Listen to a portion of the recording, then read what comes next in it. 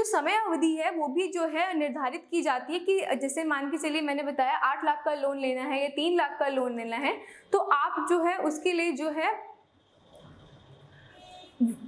आपको शर्तें बताई जाती हैं। यदि आप इन शर्तों को सबको मानते हैं तो ही जो है आपको जो है वो कर्जा जो है लेने के लिए वो जो है आपस में दोनों जो लोग हैं, जो देता है कर्जा बैंक वो भी और जो ले रहा है वो, अगर इन दोनों शर्तों को वो मानते हैं तो ही जो है बैंक जो है कर्जा उन्हें देता है।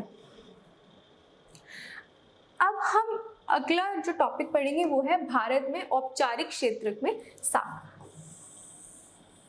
यानी कि जो पैसे जो आपको उधार दिए जाते हैं औपचारिक रूप से कैसे दिए जाते हैं। देखो, जो आप कर्जा लेते हो वो 2 तरीकों से हो सकता है, एक होता है औपचारिक, दूसरा होता है अनौपचारिक। औपचारिक तरीका क्या होता है, जैसे हम मान के चलते हैं बैंक, औपचारिक में आपका बैंक आ गया है ना, ये जो भी सरकारी समितियां जो बनी होती हैं ये भी जो है ऋण जो है आपको देती हैं। अनौपचारिक में क्या होता है, जैसे आपके जो रिश्तेदार हैं, ये जो साहूकार हैं, व्यापारी हैं, बड़े व्यापारी हैं, हम जो है उनसे भी कर्जा लेते हैं।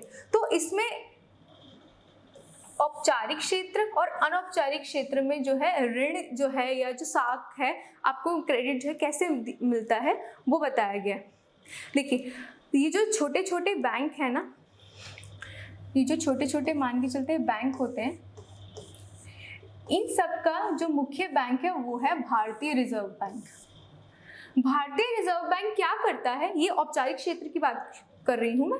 भारतीय रिजर्व बैंक क्या करता है, ये जो छोटे बैंक होते हैं ना इन पर जो है नजरें रखता है। नजरें रखने का मतलब ऐसा नहीं कि वो इन देखता कि वो क्या कर रहे हैं, वो ये देखते हैं, भारतीय रिजर्व बैंक क्या करता है, वो ये देखता है कि जो भी लोगों को आवश्यकता है, जो ऋण लेने की आवश्यकता है या अन्य सुविधाएं बैंकों से संबंधित, क्या बैंक जो है उन सभी आवश्यकताओं को पूरा कर रहा है, क्या वो सारी की सारी सेवाएं दे रहा है, तो इस चीज का भी वो ध्यान रखते हैं।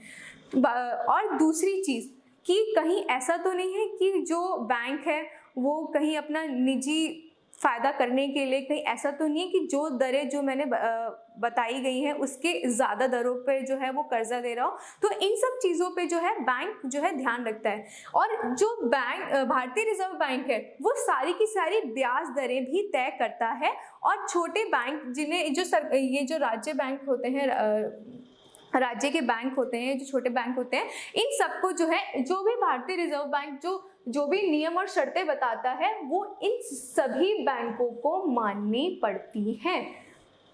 ये जितने भी जो है राष्ट्रीय बैंक हैं इन सबको माननी पड़ती है, क्योंकि जितनी भी चीजें हैं बैंकों से संबंधित, उसमें चाहे सेवाएं हो, चाहे कर्जे का हो, चाहे ब्याज दरें हो, कैसे देना है, भुगतान का तरीका हो, ये सब कौन डिसाइड करता है, कौन बताता है, भारतीय रिजर्व बैंक। इसी वजह से इसको हम औपचारिक क्षेत्र में गिनते हैं, क्योंकि यहाँ पे पहले से ही सब कुछ चीजें जो है वो तय होती हैं। लेकिन अगर हम अनौपचारिक की बात करें तो उसमें क्या होता है, जैसे साहूकार है, व्यापारी है, बड़े व्यापारी हैं, ये क्या करते हैं, इनकी ब्याज दरें जो है ना वो अलग, हर व्यक्ति के हिसाब से अलग होती हैं। लेकिन अगर हम औपचारिक क्षेत्र में देखें तो यहाँ पर जो है जो बैंक दरें हैं वो पहले से निर्धारित होती हैं, चाहे वो व्यक्ति कैसा भी हो, किसी भी समाज से हो, किसी भी जाति धर्म का हो, सबके लिए सब जो ब्याज दरें हैं वो समान रहती है। लेकिन अनौपचारिक क्षेत्र में ऐसा नहीं होता है। क्यों? क्योंकि जैसे भारतीय रिजर्व बैंक जो हम कह सकते हैं एक बड़ा बैंक जो है, ये इन सब पे जो है निगाहें रखता है कि ये सब चीज़ों का पालन कर रहे हैं, नहीं, वहाँ पर अनौपचारिक क्षेत्र में ऐसा बिल्कुल भी नहीं होता है। साहूकार जितना चाहे उतना ब्याज लगा सकते हैं, और जिन लोगों की मजबूरी होती है या जो लोग जो है जिनके पास गिरवी रखने के लिए कोई चीज़ नहीं होती, क्योंकि पहली शर्त मैंने ये बताई थी, अगर आपके पास कोई चीज़ गिरवी रखने के लिए तभी जो है बैंक आपको लोन दे सकता है, तो वो जो है वो मजबूर हो जाते हैं और उनको अनौपचारिक तरीके से जो है ऋण लेना पड़ता है। इसीलिए कोशिश की जा रही है, सरकार जो है बहुत सारी कोशिशें करे, कार्यक्रम चला रही है और ऐसे ऐसे तरीके अपना रही है जिससे जो लोग हैं वो ज़्यादातर जो है औपचारिक क्षेत्रों से ही जो है या बैंकों से जो है वो ऋण लें, ताकि उन्हें कभी भी ऐसे जो है फिर क्या ऐसी जो चीज़ों का शिकार नहीं होना पड़े। क्योंकि जो अनौपचारिक क्षेत्र में जो साहूकार जो ऋण देते हैं वो क्या करते हैं, वो इतना जो है ब्याज लगाते हैं, फिर हमें दूसरे से उस चीज़ के ब्याज को पूरा करने के लिए फिर पैसा लेना पड़ता है। तो ऐसे ही जो ब्याज का चक्र है ये गरीब लोगों के लिए चलता रहता है, तो उनका जो विकास है वो संभव नहीं हो पाता है। वो जो है इस कर्जे के चक्र से जो है वो बिल्कुल भी बाहर नहीं आ पाते। इसीलिए सरकार जो है वो पूरी कोशिश करती है ताकि लोग जो है औपचारिक क्षेत्र से, बैंकों से ही जो है वो कर्जा ले सकें। आगे बढ़ते हैं। तो अभी हम लोगों ने मुद्रा के बारे में पढ़ा। मुद्रा से पहले हमने वस्तु विनिमय पढ़ा और फिर वस्तु विनिमय से मुद्रा प्रणाली कैसे आई ये भी हमने पढ़ा। मैं एक बार सारा रिवाइज करवा देती हूँ। और उसके बाद हमने जो मुद्रा के आधुनिक रूप हैं ये भी पढ़े। साथ साथ हमने क्या क्या पढ़ा, हमने पढ़ा कि जब हम ऋण लेते हैं तो उसके लिए हमें किन किन शर्तों को जो है मानना पड़ता है। अगर मान के चलिए, जैसे मैंने कहा कि जब बैंकों में जब हम ऋण लेने जाते हैं तो उसके लिए सबसे पहले हमें चीज़ें गिरवी रखनी पड़ती हैं। यदि हमारे पास कोई चीज़ गिरवी रखने के लिए नहीं है तो हम जो है बैंकों से जो है ऋण नहीं ले पाते हैं। यानी कि जो छोटे लोग हैं, जो बहुत जैसे हम कह सकते हैं, जैसे अगर हम ग्रामीण क्षेत्रों में जो कृषि है, कृषि से संबंधित जो लोग हैं, जो श्रमिक हैं, अगर मान के चलते अगर उन्हें कर्जे की ज़रूरत है तो उनके पास कोई चीज़ नहीं है अगर गिरवी रखने के लिए, तो वो जो है असमर्थ है, वो बैंक से लोन नहीं ले सकते। इसीलिए क्या होता है कि ग्रामीण क्षेत्रों में ना जो निर्धन लोग हैं, जो गरीब लोग हैं, उनके स्वयं सहायता समूह होते हैं। स्वयं सहायता, देखो स्वयं सहायता, खुद की सहायता करना है ना। तो ये समूह क्या करते हैं, मैं फिर से बताती हूँ, ये समूह क्या करते हैं।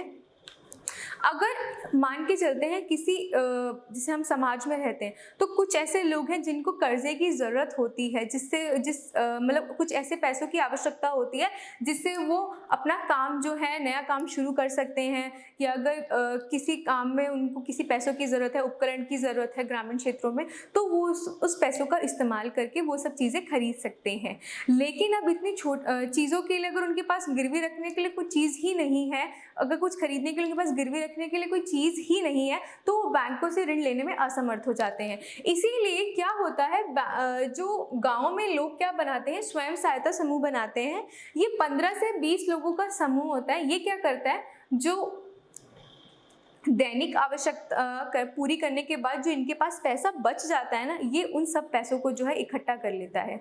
फिर जब 15 से 20 लोग जैसे, और इसमें क्या होता है, ऐसा नहीं कि सबको 1000 रुपए ही देने हैं या 25 हज़ार देने, जो भी, मतलब इनका सबका अलग अलग होता है। ये जो है 10 रुपए से लेकर 100 रुपए तक दिन में जितने, क्योंकि हमें पता है कि ग्रामीण क्षेत्रों में लोगों की आय इतनी अधिक नहीं हो पाती है कि वो सारे जो हैं ज़्यादा पैसे दे सकें। तो जितने भी पैसे, चाहे वो 10 रुपये हो, 15 रुपये हो, 80 रुपये हो, 100 रुपये हो, 100 से ज़्यादा नहीं, जितने भी पैसे उनके पास बचते हैं वो क्या करते हैं, इकट्ठा कर लेते हैं, और वो जो पैसे हैं वो ऋण की तरह जो है दूसरे लोगों को देते हैं जिन्हें उनकी आवश्यकता होती है। वो एक ऐसे समूह को या ऐसे व्यक्ति को देते हैं जिससे उसकी आवश्यकता है। और इसमें क्या होता है, क्यों ये इतना इसको सरकार मदद भी करती है, क्यों? क्योंकि इसमें जो ब्याज दर होती है ना, जो ब्याज दर होती है, इसमें जो कर्जा होता है जो देते हैं, इसमें ब्याज दरें जो होती हैं वो बहुत ही ज़्यादा कम होती हैं। क्या होती हैं? बहुत ही ज़्यादा कम होती हैं। ब्याज दर जो है वो कम होती है।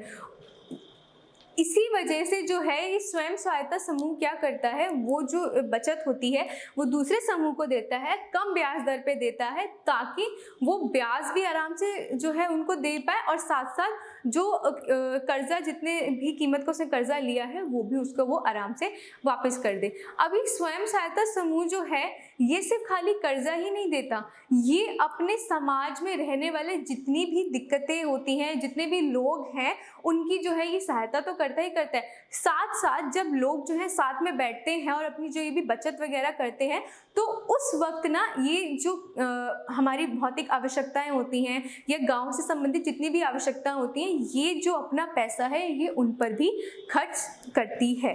तो इससे हम कह सकते हैं कि गांव के लोग खुद ही एक तरीके से जो है अपने बचे हुए पैसों से जो है वो गांव को जो है वो बहुत ही ज़्यादा विकसित करने में मदद भी करते हैं। और साथ साथ जो है ये लोग क्या जो स्वयं सहायता समूह है, ये गरीब लोगों को जो है या जिन लोगों को पैसों की आवश्यकता है उनको भी पैसे देकर उनको भी जो है ये संपन्न करता है।